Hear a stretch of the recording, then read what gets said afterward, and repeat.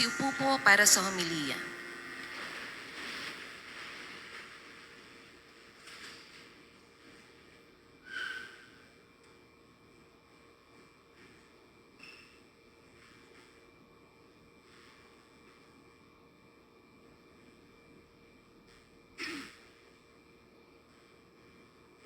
Pagpalang umaga po.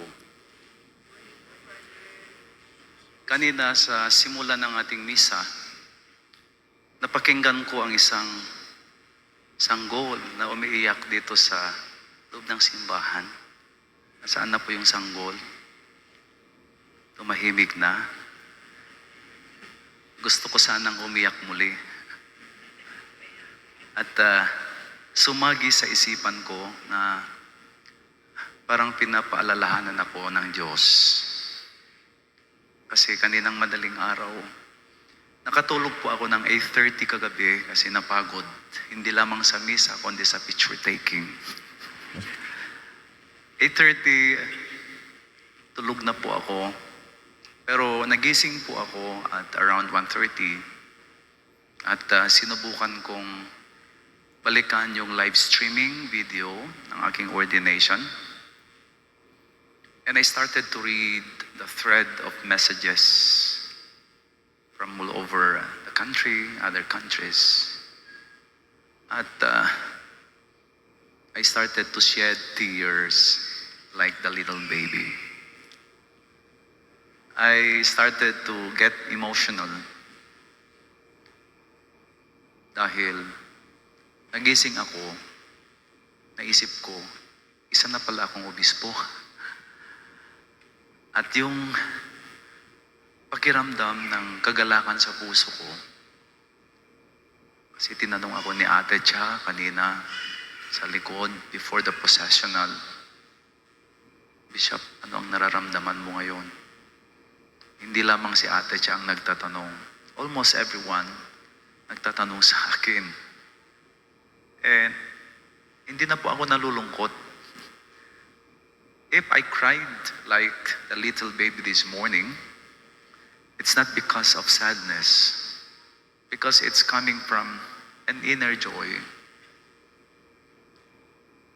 na palagi kong binabalikan from my childhood journey na pinipilit ako noon ng lola ko na sumama sa kanya. From a very small barrio, we had to walk through the mountain to be able to attend that Semana Santa celebrations in the poblasyon. Layo noon. Until I became a teacher, I became a priest. Now I am a bishop.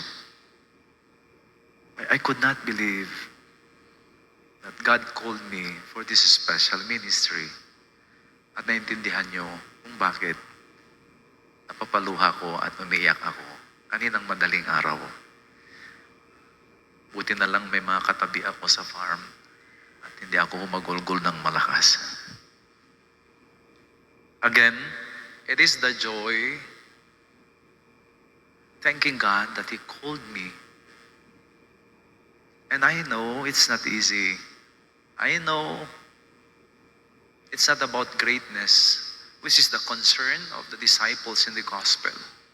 Yung mga tagasunod ni Kristo, ang kanilang pinag-uusapan, sino ang pinakadakila sa ating lahat? And suddenly Jesus wanted to challenge that perspective. Sabi niya, be like this small child. Greatness is not about what you think, following me, identified with me as Superman. No. It's about trusting in God's providence and doing the will of my Father. Sa ating unang pagbasa, napakinggan natin ang galing kay Propeta Isaías, inilalarawan ang madilim na mundo, ang paghihirap ng bansang Israel. Pero sa gitna ng kadiliman na ito, ipinadala niya ang isang bata, pero punong-puno ng kapangyarihan. Isang bata na magniningning ang kanyang kadakilaan. At ito rin ang sinasabi ni San Pablo sa pangalawang pagbasa. Hinihimok niya ang mga Ephesians, taga-Efeso, na ituloy na pagbutihin ang kanilang samahan, palalimin ang kanilang pananampalataya, because there is so much beauty in Christ. At ito rin sa akin, ang kagalakan na nararamdaman ko. I live the paradise of Tagaytay, and I go to San Jose, but I go there with joy, not because it is more convenient. It's not. It's more convenient to stay in Tagaytay.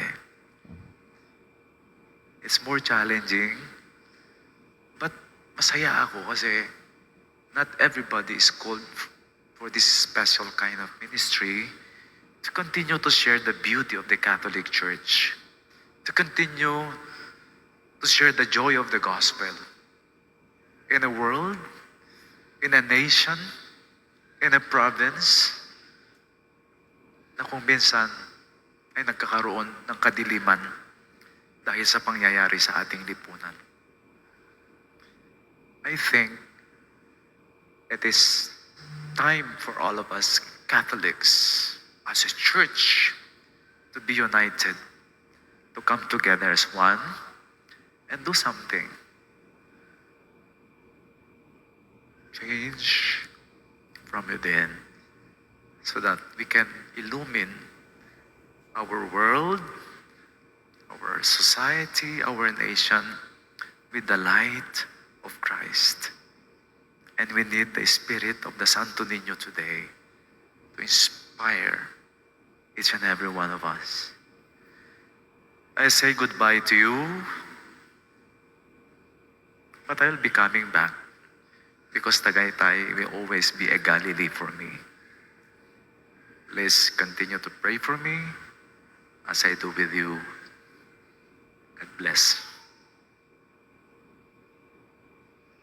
Magsitayo po.